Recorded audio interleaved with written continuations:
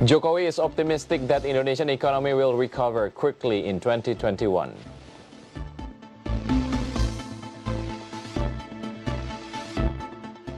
Bank Mandiri estimates that credit growth in next year only 5%.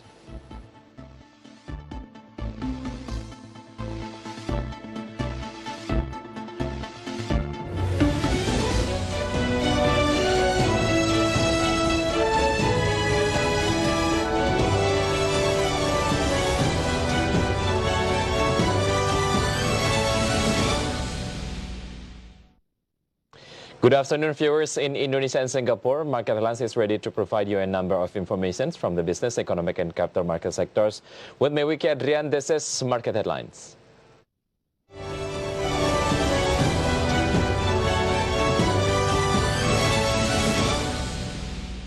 President Joko Widodo is optimistic that Indonesian economy will recover quickly in 2021. The president also emphasized that the national health and economic recovery program will be continued in the next year.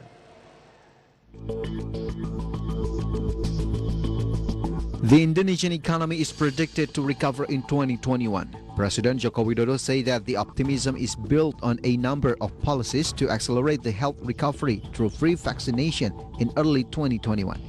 Through the free vaccination, the president hopes that the public trust and sense of secure will come out.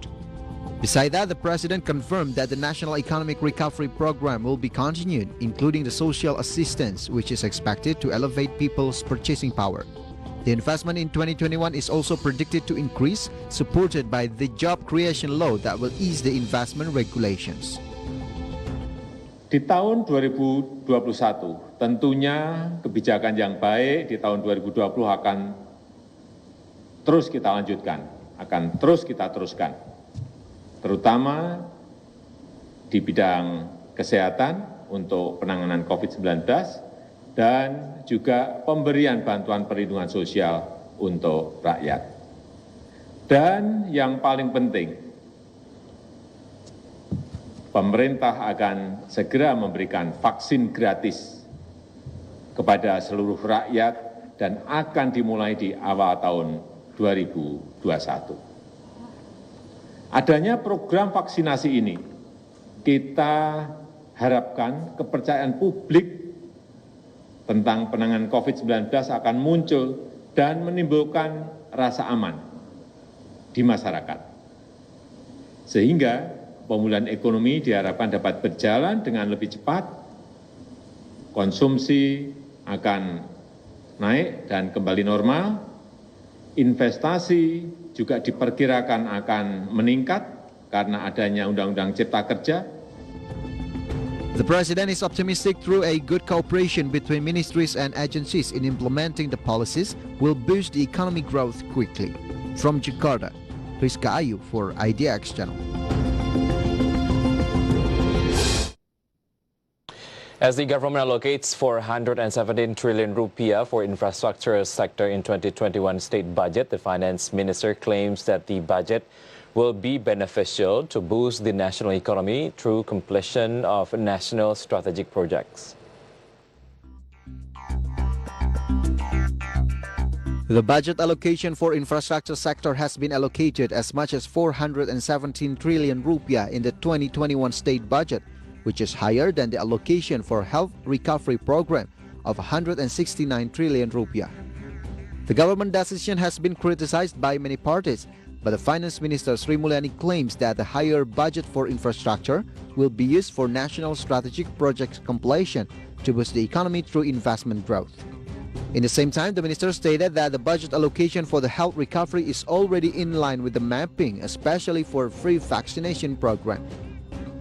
Tahun depan dengan belanja mencapai 2.750 triliun dan belanja pusat mencapai 1.954 cukup besar untuk bisa mewadahi kebutuhan-kebutuhan yang diperlukan di dalam rangka memulihkan masyarakat dan memulihkan ekonomi, termasuk dalam hal ini pembiayaan untuk vaksin secara gratis yang sudah ditetapkan oleh Bapak Presiden. Kita juga akan terus mendorong hal-hal yang sifatnya fundamental.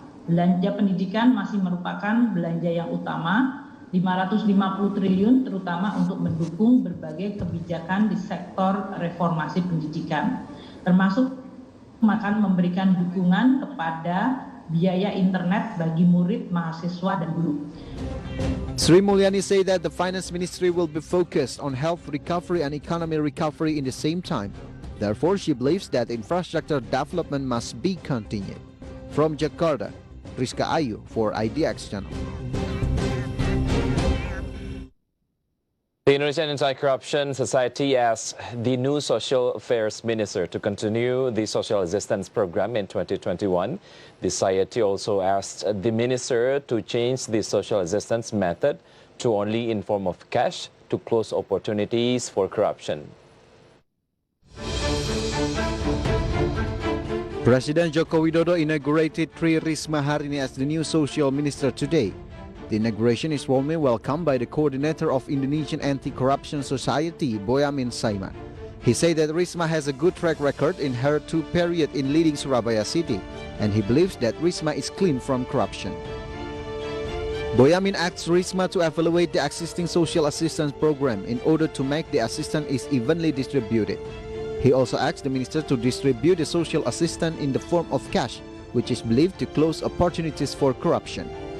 Catatan saya, sementara Bu Risma masih bersih selama jadi wali kota 2 periode, dan untuk kedepannya saya meminta pada Bu Risma betul-betul menjadikan kasus kemarin yang melibatkan Pak Yuliari Batubara itu betul-betul jadi catatan dan evaluasi setiap hari untuk tidak terjadi korupsi lagi bantuan sosial dan atau bantuan-bantuan yang lainnya yang dikelola oleh Kementerian Sosial, termasuk mengurusi orang-orang difabel.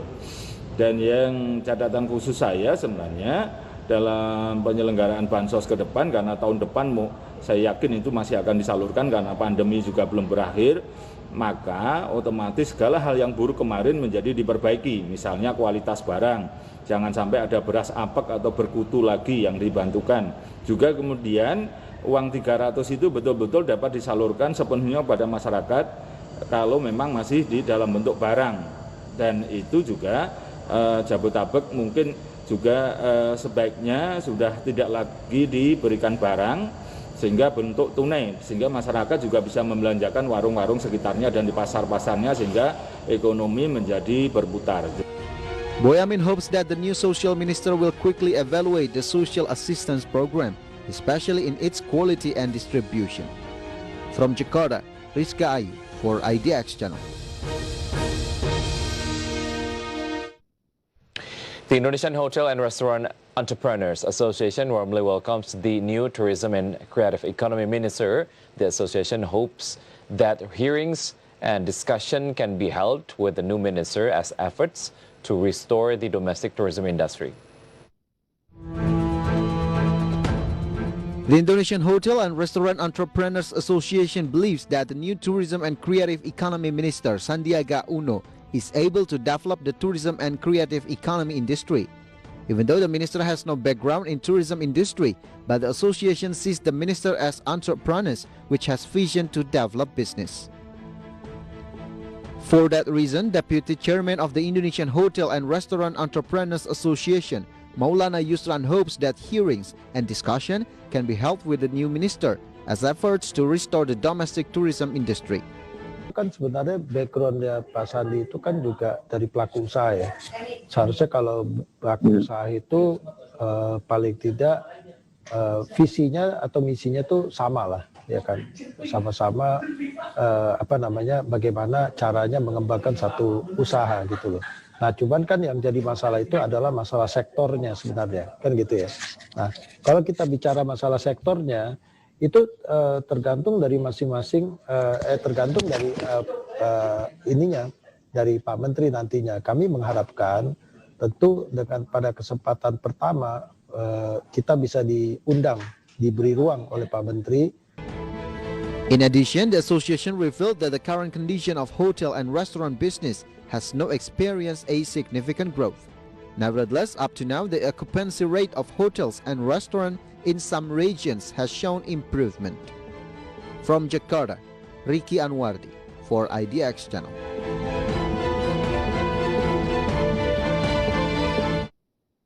Market headlines will be right back after the break. Stay tuned.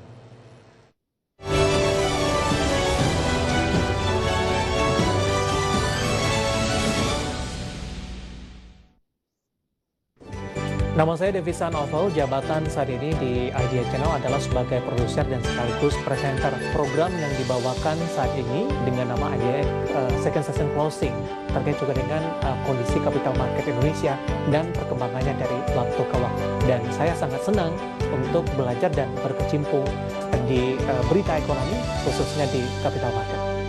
Pergerakan indeks harga saham gabungan sepanjang perdagangan hari ini tertekan, level 5 ribuan kembali ditinggalkan. Bagaimana analisis Anda? Masih ada peluang turun lebih lanjut. Kalau misalkan regionalnya memerah, nah maka tidak tentu kemungkinan kita juga akan ketularan kan. Dan beberapa perbankan yang diduga melakukan transaksi mencurigakan dan semoga bisa menjadi salah satu referensi untuk Anda dan seperti apa ke depannya.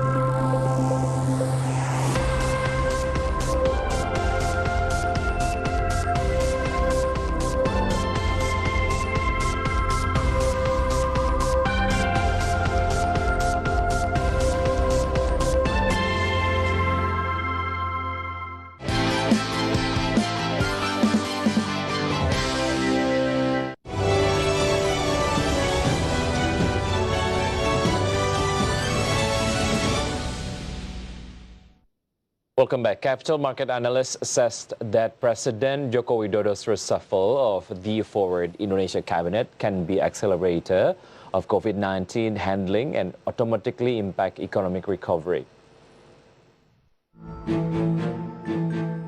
New cabinet gave new response to the market. According to the capital market analyst, President Jokowi definitely chooses people he trusts as ministers with all the considerations and is considered capable of carrying out their respective duties. For example, the new health minister, Budi Gunadi Sadikin. He has a banking sector background, so it is expected that he can boost health ministry budget realizations. On the other hand, new trade minister Lutfi, he is expected to accelerate investment in trade sector. Before fulfilling his new positions as trade minister, he was Indonesian ambassador to the United States of America. See such a good track record of the 6 new ministers, capital market analyst Lucky Bayu Purnomo expects that all new ministers can be accelerator of recent conditions. Whereas economy and health sectors become 2 major influence for the economic recovery. Keenam menteri ini tentu memiliki harapan untuk menjadi akselerator bagi situasi yang terjadi akhir-akhir ini, seperti bagaimana protokol kesehatan rupanya juga harus dilengkapi dengan protokol ekonomi, karena ekonomi dan kesehatan pada masa terakhir memiliki satu hubungan yang sangat erat. By today, President Jokowi appointed 6 new ministers to reshuffle the advanced Indonesian's cabinet.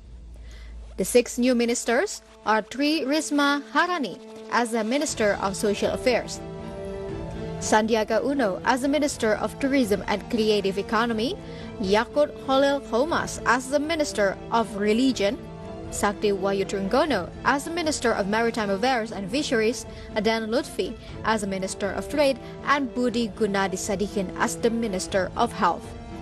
Jakarta, Gilang Praditya for IDX Channel.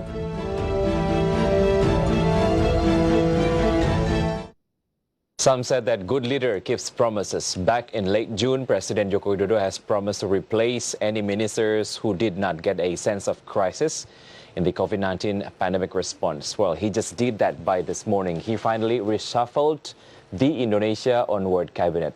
So which ministries that got the leader reshuffled? Let's take a look at the first graphic.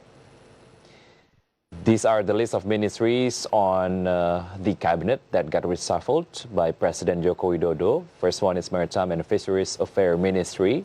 Second one is Social Affairs Ministry, Tourism and Creative Economy Ministry as the third ministry get reshuffled by the President, Health Ministry, Religious Affairs Ministry, and Trade Ministry. The ministerial shakeup was long overdue and much anticipated as the country struggled with a public health crisis and knocked down the economy. With this new composition, there are a lot of responses. Political observers stated that the president has succeeded in selecting ministerial candidates according to public expectations. Also, there is the governor of Central Java, Ganjar Pranowo, assessed that President Joko Widodo definitely chooses people he trusts as ministers with all considerations. Every ministry is important with one another, but there are some ministries that receive more highlight from public. First, let's examine more on Maritime and Fisheries Affairs Ministry through the next graphic. Edi Prabowo, as the ex-minister from the ministry, got reshuffled. And then after reshuffled, we have Wahyu S. Trenggono. And he was the former Deputy Defense Minister and Main Commissioner of PT Solusindo Kreasi Pratama. And actually, many people have guessed it before. Former Minister Edi Prabowo was caught in the lobster seed export case and was replaced by interim Minister Luhut Binsar Panjaitan. No need to wait longer. Wahyu Sakti Trenggono, which is appointed by President Joko Widodo as Minister of Maritime Affairs and Fisheries. Former Minister Susi Pujiastuti highly anticipates the new minister through her personal Twitter account, Susi Pujiastuti. She congratulated Trenggono. She expected Trenggono can carry out his duty with full integrity. Of course, we Indonesians expect the same thing. And next, there is another ministry got reshuffled. It is Social Affairs Ministry. In the current situation, Social Affairs Ministry has huge obligation to keep society's welfare. Up until December 14, government has spent 452.6 trillion of social assistance. This is almost 70% of given ceiling budget. However, it didn't go well with the former minister quality, as he was caught in the COVID-19 social assistance corruption case. Well, as he got replaced, let's see the new minister in the next graphic. Before reshuffle, we had Juliari Batubara. And after reshuffle, we have Tri Risma Harini as the current social affairs minister. She was the Surabaya mayor, and she is the former head of the Surabaya Development Planning Agency.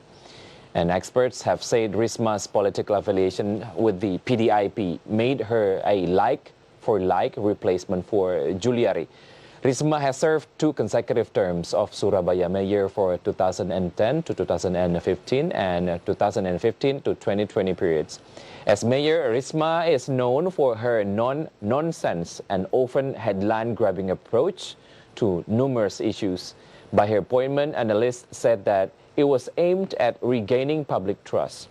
Moreover, social minister role is very vital for society's welfare, especially in the midst of pandemic. And back again at what this reshuffle is all about, analysts say that it was aimed at regaining public trust and to steer the country out of the COVID-19 pandemic. Other than economy, health sector is the key. Therefore, health ministry gets extra spotlight from every corner. However, public disdain for the outgoing health minister has been steadily rising since the start of the pandemic. Even way before the reshuffle in February, former health minister Terawan downplayed the risk by saying Indonesia was protected from the virus because its 260 million people prayed a lot. In result, he has been heavily criticized for his mishandling of the pandemic. In short, the leader of health ministry got reshuffled. Let's see who is the new leader in the next graphic. The previous minister, Terawan Agus Putranto, and then the current one, Budi Gunadi Sadikin. He is the former Deputy Minister of SOE, former Chief General Manager Human Resources of Bank Bali, and former President Director of Bank Mandiri. But there is interesting part about Budi Sadikin or Budi Gunadi Sadikin's appointment. His appointment has been met with mixed reactions from health experts and stakeholders given Indonesia's COVID-19 situation. He is the only health minister that is not a doctor. In contrast, he has background as banker. One hand, people are quite worried about handling of the pandemic, in the near future, considering his background. A health minister must possess adequate knowledge about public health. People also fear conflict of interest since his background is in the economic sector. But on the other hand, economic background can fit into the current situation. It is expected that he can boost health ministry budget realization. And we hope that the new ministers can assist the president in maintaining integrity, because the various cases have emerged and must become a major commitment in the context of eradicating corruption. Stay tuned on Market Headline. Speakers will be right back after the break.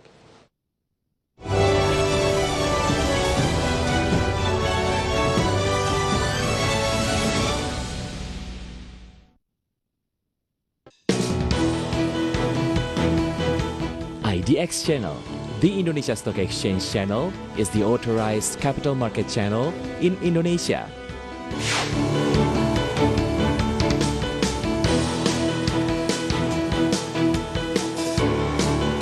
To give references to global investors, IDX Channel also presented the news about the dynamic of Indonesia's economy, business, and capital market in English. IDX Channel also have different types of programs. They are Special Dialogue, Market Opening, Market Review, IDX First Session Closing, IDX Second Session Closing, Market Headlines, and News Screen. IDX Channel is aired 24 hours a day with 5 hours live program from Indonesia Stock Exchange trading floor. Our vision and mission as the only capital market TV channel in Indonesia that is committed to improve the capital market knowledge in the country. News that had been delivered on IDX Channel can also be seen on our digital platforms, so you can give yourself an update about informations anywhere and everywhere. IDX Channel can be watched through Vision Channel, First Media Channel, IndiHome Channel, and Vision Plus, and also live streaming on idxchannel.com. IDX Channel provides information from around the world from different perspectives. We provide you various investment strategies, stock options, inspiring figures for your business references.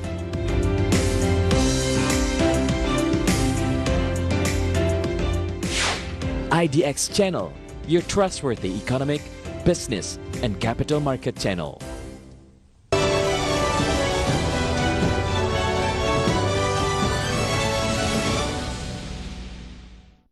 We're on the last segment at the Jakarta Composite Index intraday movement. Earlier today, JCI was open at the level of 6,061.85. Then approaching the closing time on the first session, the index was on the level of 5,986.17. Then the index was showing weakening trend. By the second session closing time, index was closed at the level of 6,008.71.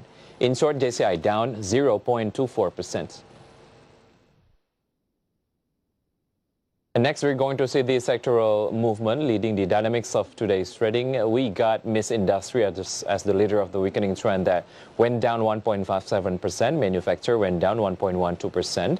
Basic industry went down 1.11%. And consumer goods went down 0.76%.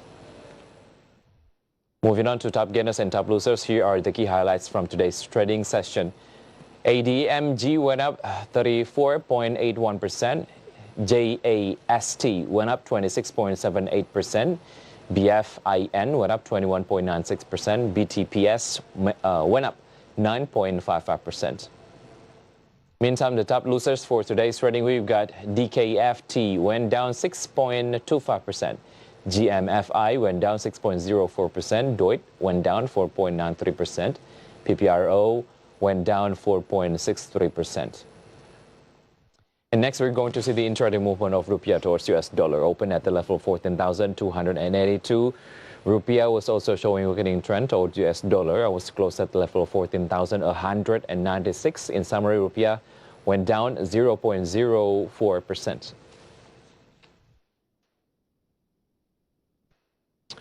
In line with better performance and prospect in 2021, Bank Mandiri estimates that credit growth in next year will only reach 5%. Bank Mandiri believes that the prospect and banking performance in 2021 will be relatively much better. Bank Mandiri estimates that the credit growth in the next year will only reach maximum 5%. Director of Treasury and International Banking Panji Irawan stated that the growth estimation is in line with the movement of economy. In the same time, he added that the extension of credit restructuring policy until March 2022 can support the SMEs to recover.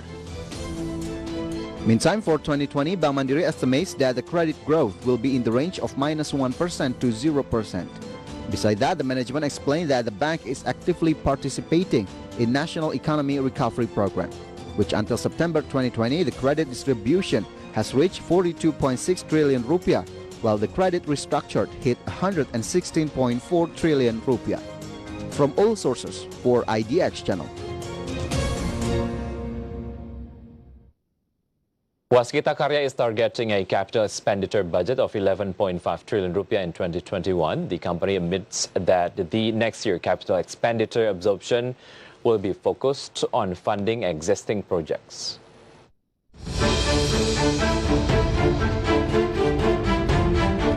Waskita Karya is targeting a capital expenditure budget of 11.5 trillion rupiah in 2021. The capital expenditure funding will come from internal cash and long-term loans from both banks and bonds. Senior Vice President Corporate Secretary of Waskita Karya, Ratna Ningrum, explained that the use of capital expenditure in 2021 will be a capital expenditure of 19 trillion rupiah, while the realization until October 2020 is 8.15 trillion rupiah. Most of which is allocated for funding of ongoing toll road projects. In addition, in 2021, Waskita Karya also has plans to divest stake in around 9 toll roads belonging to Waskita Toll Road, which are located in Java, including the Jabodetabek and Sumatra areas. The target of the divestment transaction is around 10 up to 11 trillion rupiah. From all sources, for IDX Channel.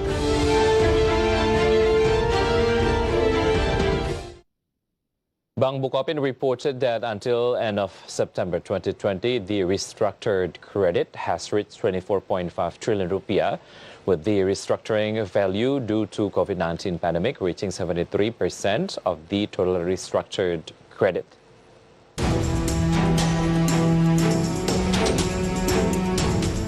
Bank Bukopin reported that until end of September 2020, the restructured credit has reached 24.5 trillion rupiah. Bank Bukopin management stated that the total restructuring credit reached 24.5 trillion rupiah, mostly from debtors who were directly stranded in the COVID-19 condition, which amounted to 73.8%. The highest restructuring value was in the SME segment with 11.8 trillion rupiah, followed by the commercial segment at 11.3 trillion rupiah and 1.4 trillion rupiah for the consumer.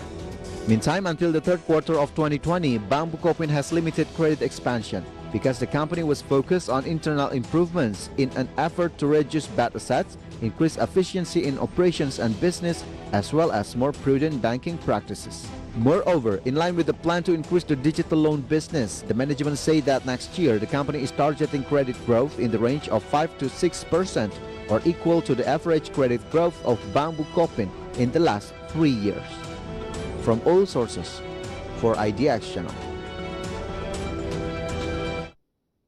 And step aside from market condition as coronavirus pandemic takes big role on current economic situation. And here is an update data about coronavirus globally.